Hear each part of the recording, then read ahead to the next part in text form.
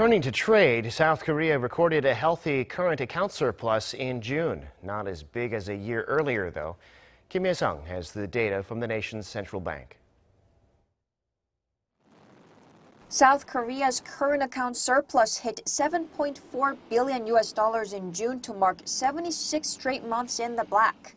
But the current account surplus for the first half of this year as a whole dropped nearly 17% on year to $29.6 billion, the lowest figure in 6 years. The goods account surplus in the first half of this year shrank from last year's $56.9 billion to $55.7 billion, as the value of imports rose faster than exports because of higher oil prices. Exports of goods in the first half of this year rose 8.8% on year on the back of semiconductors and machinery. But goods imports rose by a bigger margin of 11.5% on rising global oil prices, which went up by $16 a barrel compared to the first half of last year.